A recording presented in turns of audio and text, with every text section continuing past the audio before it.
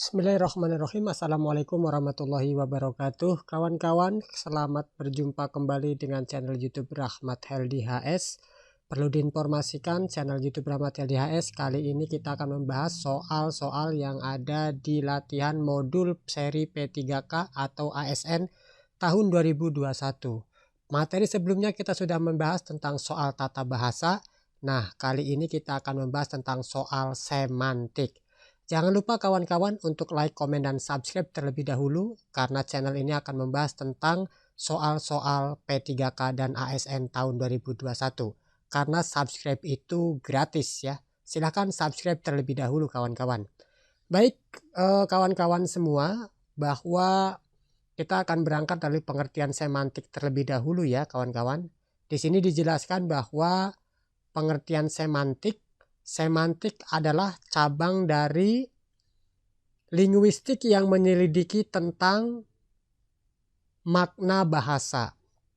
Dengan kata lain, semantik adalah pembelajaran tentang makna. Nah, ini adalah seri modul pembelajaran kedua ya, yang ada di seri modul pembelajaran P3K atau ASN. Itu tentang pengertian semantik. Semantik adalah cabang dari linguistik yang menyelidiki tentang makna bahasa. Dengan kata lain, semantik adalah pembelajaran tentang makna ya. Baik kawan-kawan semua, kita akan masuk ke soalnya langsung ya. Kita akan masuk kepada soal semantiknya langsung ya, biar kawan-kawan semua paham ya. Ini sudah saya siapkan jawaban yang sudah saya buat, tinggal kawan-kawan memahami dan juga mengingat-ingat saja ya. Pertanyaan nomor 1 dalam modul pembelajaran mandiri ya. Pertanyaan nomor 1. Para calon anggota dewan seharusnya tidak boleh memberikan amplop kepada para pemilih. Kata yang dicetak miring termasuk dalam makna. Nah ya, kata yang dicetak miringnya adalah kawan-kawan ini kata amplop ini ya kawan-kawan ya. Kata yang bercetak miring termasuk ke dalam makna apa kawan-kawan? Jawaban daripada nomor 1 ini kawan-kawan adalah bermakna ambiguitas kawan-kawan ya. Jawaban nomor 1 adalah bermakna ambiguitas. Jawabannya adalah C kawan-kawan. Nah kawan-kawan, ini kita coba bahas ya tentang jawaban nomor 1 ya. Nah jawaban nomor 1 itu ini kawan-kawan ya. Ambiguitas dapat diartikan dengan makna ganda. Konsep ini mengacu pada sifat konstruksi penafsiran makna yang lebih dari satu ya. Ambiguitas kadang disamakan dengan polisemi. Lalu apakah sama antara ambiguitas dengan polisemi? Polisemi dan ambiguitas memang sama-sama memiliki makna lebih dari satu. Namun keduanya memiliki perbedaan. Makna dalam polisemi berada pada tataran kata, sedangkan makna dalam ambiguitas berasal dari frasa atau kalimat yang terjadi karena penafsiran yang berbeda ya. Ini saya ambil dari modul seri pembelajaran mandiri kawan-kawan ya. Jadi jawaban nomor 1 itu adalah jawabannya adalah C kawan-kawan, ambiguitas ya. Silakan kawan-kawan yang mau belajar, ini sudah ada kunci jawabannya ya. Baik kawan-kawan, kita masuk ke pertanyaan nomor 2 ya, untuk semantik. Metafora terdapat pada kalimat berikut ini. A. Pak Sarbianto menjadi tulang punggung keluarganya. B. Anak emas adalah produk makanan ringan yang sangat disukai anak-anak. C. Dia menjadi anak emas di keluarganya. D. Pada malam hari tikus-tikus di kantor ini berkeliaran mencari sisa makanan ya. Metafora terdapat pada kalimat berikut ini. Tadi ya sudah A, B, C, dan D ya. Baik kawan-kawan, kita cari jawabannya. Sudah saya siapkan di sini. Jawaban nomor 2 ya kawan-kawan ya. Ini dia. Metafora pemakaian kata atau kelompok kata bukan dengan arti yang sebenarnya, melainkan sebagai lukisan yang berdasarkan persamaan atau perbandingan. Misalnya tulang punggung dalam kalimat pemuda adalah tulang punggung negara. Apakah kalimat kata tulang punggung ini terdapat juga di dalam soal semantik nomor 2? Kita lihat kawan-kawan. Metafora terdapat pada kalimat berikut ini. Pak Sarbianto menjadi tulang punggung keluarganya. Nah, ini adalah jawaban daripada semantik nomor 2, kawan-kawan. Jawabannya adalah A ya. Anak emas adalah produk, bukan dia menjadi anak emas di keluarganya. Pada malam hari tikus-tikus di kantor ini berkeliaran mencari sisa makanan ya. Bukan, jawabannya adalah A untuk soal semantik nomor 2. Lanjut kawan-kawan, kepada kawan-kawan jangan lupa ya di subscribe channel ini untuk kawan-kawan agar tetap mengikuti pembahasan soal-soal tes CPNS.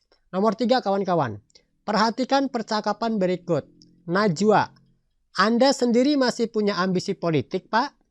Luhut, saya ini umur saya 68 tahun. Nah, sebagai seorang prajurit saya sudah capai semua apa yang saya mau. Anak istri saya baik, cucu saya juga baik-baik. Ya, terus apa? Saya sehat. I'm very healthy. Ya, saya masih treadmill 4 kali seminggu 1 jam. Najwa, sangat kaya juga, Pak. Luhut, ya, saya punya uang lah.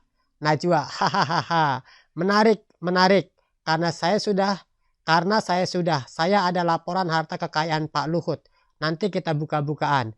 Luhut boleh ya. Luhut boleh. Mata Najwa 1 Juni 2016. Dalam percakapan di atas terjadi pelanggaran prinsip kerjasama yang dilakukan Luhut, yaitu pelanggaran maksim. Nah, mungkin kawan-kawan semua masih bingung apa itu maksim ya. Coba kita lihat di sini pengertian daripada maksim kawan-kawan ya. Nomor 3. Ini dia kawan-kawan ya. Ini kawan-kawan. Ya, kita baca sampai ke sini biar kawan-kawan bisa memahami semuanya ya. Maksim merupakan kaidah kebahasaan di dalam interaksi lingual, kaidah-kaidah yang mengatur tindakannya, penggunaan bahasanya, dan interpretasi-interpretasinya terhadap tindakan dan ucapan lawan tuturnya. Selain itu, maksim juga disebut sebagai bentuk pragmatik berdasarkan prinsip kerjasama. Nah, di sini ada pengertian pelanggaran maksim kuantitas. Pelanggaran maksim kuantitas adalah pelanggaran maksim kuantitas terjadi, kawan-kawan, ya. Pelanggaran maksim kuantitas terjadi jika tuturan yang disampaikan tidak informatif atau berlebihan dan bila informasi yang diberikan tidak sesuai ya. Coba kita lihat di sini kawan-kawan. Apakah jawabannya apa? Kira-kira nomor 3 ini. Nomor 3 itu jawabannya adalah D, kawan-kawan ya. Masuk ke dalam maksim kuantitas ya. Ini pengertian daripada maksim kuantitas yang tadi saya sebutkan ya. Kawan-kawan, ini pelanggaran maksim kuantitas. Pelanggaran maksim kuantitas terjadi jika tuturan yang disampaikan tidak informatif, berlebih, dan bila informasi yang diberikan tidak sesuai dengan yang dibutuhkan oleh mitra tutur. Nah, kita lihat di sini kawan-kawan, apa berlebihnya ketika ditanya, Anda sendiri masih punya ambisi politik, Pak? Tiba-tiba Pak Luhut bicara tentang umur, tiba-tiba Pak Luhut bicara tentang anak istri, cucu, dan treadmill 4 kali seminggu. Nah, dirasa bahwa jawaban dari nomor 3 ini adalah jatuh kepada jawaban D, yaitu maksim kuantitas ya kawan-kawan ya. Mohon bisa diingat-ingat kawan-kawan, ini adalah dari seri modul pembelajaran mandiri tentang semantik kawan-kawan ya, tentang makna kawan-kawan. Masuk ke nomor 4 kawan-kawan. Pertanyaan nomor 4. Menariknya pada revolusi industri keempat ditandai pemanfaatan teknologi informasi atau komunikasi secara optimal. Tidak hanya sebatas proses produksi, sedangkan juga seluruh mata rantai industri, sehingga menghasilkan model bisnis yang baru berbasis digital. Semua proses tersebut menciptakan efisiensi yang tinggi dan kualitas produk yang lebih bermutu. Nah, kesimpulan paragraf di atas adalah A. Kohesif dan tidak koheren. Ini. Yang B. Tidak kohesif dan tidak koheren. Yang C. Kohesif dan koheren, dan yang D tidak kohesif dan tidak koheren. Kawan-kawan, jawaban nomor 4 ini adalah jawabannya adalah C kawan-kawan ya. Kohesif dan koheren. Barangkali kawan-kawan ingin tahu apa itu kohesif dan koheren, saya sudah menyiapkan jawabannya. Ini dari hasil penelusuran saya. Nah, ini dia kawan-kawan. Ya, jawaban nomor 4. Saya bacakan di sini. Pengertian kohesi adalah keterpaduan bentuk, sedangkan koherensi adalah kepaduan makna.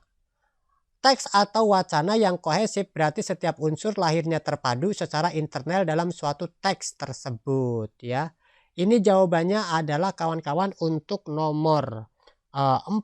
Ini jawabannya jatuh kepada C, kohesif dan koheren. Kalau kohesif dan tidak koheren salah, tidak kohesif dan koheren salah, yang D juga salah ya kawan-kawan. Maka jawabannya adalah C, nomor 4 di semantik ya, tentang semantik. Lanjut kawan-kawan, kita masuk ke pertanyaan nomor 5. Sesekali ia merasa gelisah, tersiksa dan terbersit rasa malu. Akan tetapi kenapa Suman seperti tak pernah merasakan tindakannya hina? Referensi yang digunakan untuk menghubungkan antar kalimat pertama dengan kedua adalah referensi A. Demonstratif, B. Adversatif, C. Aditif, D. Komparatif. Nomor 5 ini kawan-kawan jawabannya adalah D ya, komparatif ya. Ini tentang referensi yang digunakan untuk menghubungkan antara kalimat pertama dengan kedua adalah referensi komparatif kawan-kawan. Coba kita lihat di sini komparatif kawan-kawan. Nah, ini dia jawabannya kawan-kawan. Ya, nomor 5. Referensi komparatif, pengacuan komparatif, perbandingan ialah salah satu jenis kohesi gramatikal yang bersifat membandingkan dua hal atau lebih yang mempunyai kemiripan atau kesamaan dari segi bentuk atau wujud, sikap, sifat, watak, perilaku, dan sebagainya ya. Ini membincang tentang watak, sikap, dan perilaku ya. Apa yang dibincang? Sesekali ia merasa gelisah, tersiksa, dan terbesit rasa malu. Akan tetapi kenapa Suman tak pernah merasakan tindakannya hina? Nah, ini jawabannya adalah D, komparatif kawan-kawan ya. Nomor 6 kawan-kawan. Berikut ini tuturan yang paling santun. A. Kalau ada waktu malam nanti kamu bisa datang hari ini pukul 20 waktu Indonesia Barat. Saya tunggu di rumah. B. Kamu harus datang ke rumahku hari ini paling lambat pukul 10. Saya tunggu, jangan sampai terlambat. C. Silakan datang ke rumahku setiap waktu, sebelumnya kamu bisa menghubungkan aku dahulu. D. Saya tunggu hari ini pukul 12.50, kalau tidak datang akan saya tinggal. Nah, jawaban daripada nomor 6 ini kawan-kawan adalah jawabannya adalah A ya. Berikut ini tuturan yang paling santun. Nah, ini dia penjelasannya kawan-kawan tentang tuturan yang paling santun kawan-kawan. Dalam KBBI edisi ketiga dijelaskan yang dimaksud dengan kesantunan adalah kehalusan dan baik budi bahasanya ya, tingkah lakunya. Kesantunan dalam kurung politines, kesopan santunan atau etiket adalah tata cara adat atau kebiasaan yang berlaku dalam masyarakat. Kesantunan merupakan aturan perilaku yang ditetapkan, disepakati bersama oleh suatu masyarakat tertentu sehingga kesantunan sekaligus menjadi prasyarat yang disepakati oleh perilaku sosial. Oleh karena itu kesantunan bisa disebut tata krama ya kawan-kawan. Maka jawabannya adalah nomor 6 ini adalah A. Kalau ada waktu malam nanti kamu bisa datang hari ini pukul 20, saya tunggu di rumah. Kamu harus datang ke rumahku hari ini. Ini sifatnya pemaksaan. Silakan datang ke rumahku setiap waktu, sebelumnya kamu bisa menghubungi aku dulu. Ini juga sifatnya ada semacam suruhan ya, menyuruh terlebih dahulu. Tapi kalau menyuruh nggak enak. Saya tunggu hari ini pukul 12.50, kalau tidak datang akan saya tinggal. Nah, ini seperti kedengarannya kayak orang marah ya. Maka yang tepat adalah jawabannya adalah A kawan-kawan. Baik, ini pertanyaan terakhir 7. Laskar mandiri dapat digunakan untuk menghaluskan kata. Nah, laskar mandiri itu ternyata jawabannya adalah A. Pembantu, B. Pengemis, C. Pencuri, D. Pemulung. Ternyata jawabannya laskar mandiri adalah pemulung kawan-kawan ya. Jadi laskar mandiri itu adalah pemulung. Yang ini sudah saya cari pepadanan katanya ya. Makna laskar mandiri adalah pemulung kawan-kawan ya. Nah, saya kira itu kawan-kawan untuk pembahasan kita malam hari ini tentang soal semantik ya. Ya, kita kirim saja di sini. Semoga kawan-kawan yang menonton channel YouTube Rahmat Heldi HS ini mendapatkan banyak ilmu pengetahuan yang kemudian bisa lulus dalam mengikuti kegiatan tes CPNS atau P3K ya. Dan sampai ketemu lagi di channel YouTube Rahmat Heldi HS berikutnya.